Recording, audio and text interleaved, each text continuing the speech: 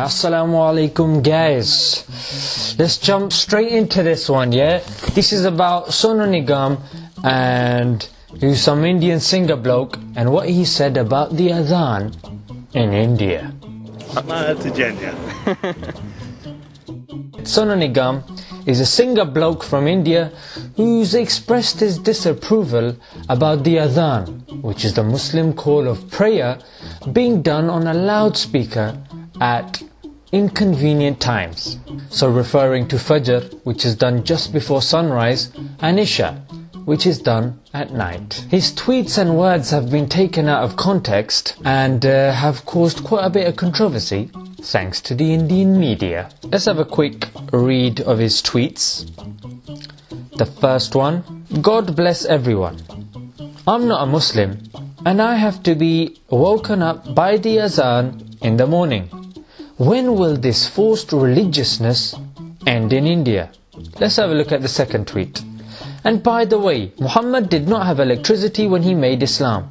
Why do I have to have this cacophony after Edison? And the third tweet: I don't believe in any temple or gurudwara using electricity to wake up people who don't follow the religion. Why then? Honest? True? And the final tweet: Gundagari. Hey, bas. Gundagari means thuggery. So he's saying it is just thuggery. Right, so I took the time to actually watch the 21-minute press release. I know, I'm a bit crazy, you see. I like to hear both sides. First of all, let's tell you guys what the adhan is. It's a heart-rendering call to prayer. It uses the human voice to remind fellow servants of their duty towards God. Resonating with spirituality, the melodious tone of the adhan is part of the beautiful experience that psychologically prepares one for a pleasant encounter with the Almighty.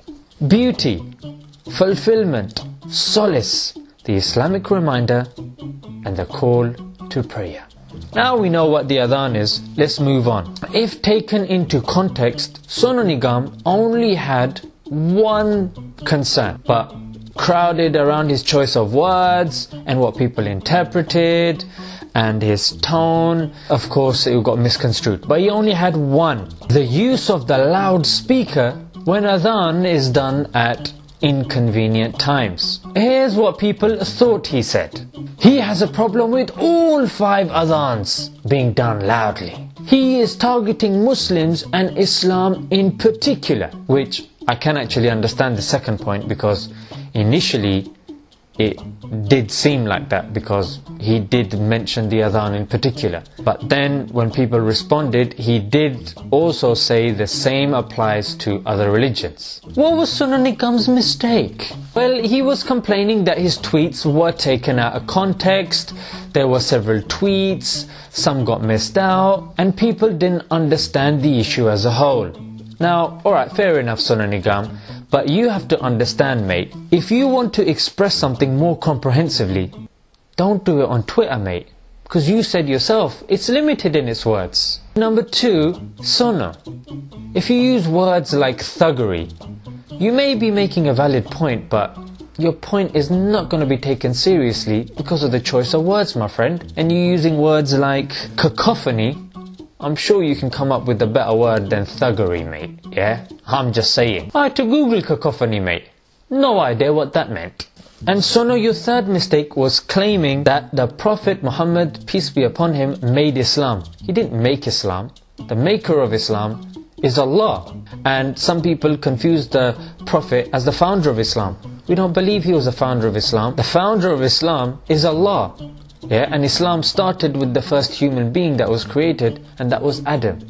Peace be upon him. Now props to him. He did take the time to apologize and clarify his position, and he also showed his love to other Muslims in the industry, to which he is indebted to. He could have just been a moron and just said YOLO, but he didn't. Now, most importantly, what is the Islamic view on the adhan? Now, unlike the media, I actually took the time to call up some scholars. Now all of them gave the same consistent response, which is, in a non-Muslim country, if giving adhan for Fajr and Isha on the loudspeaker will disturb and harm the locals in any way, then it is discouraged. Now, what was the role of the Indian media in all this? Well, they took a fringe ruling from an unknown scholar who said that sonu has to shave off his head and should be made to walk the streets, which is clearly not an Islamic ruling. They took this and presented it as an official Islamic stance on this, which is absolutely ludicrous. Yeah, Muslims don't believe in this sort of stuff, mate. I mean, where is that written in the Quran or the Hadith, the prophetic sayings? Now, when stuff like this happens, there's two extremes. Yeah, you got the first type that say, look, I don't care about all this, mate. Yeah, it doesn't really concern me. But the issue with that is, that allows the floodgates to be opened, and then worse stuff gets said and done.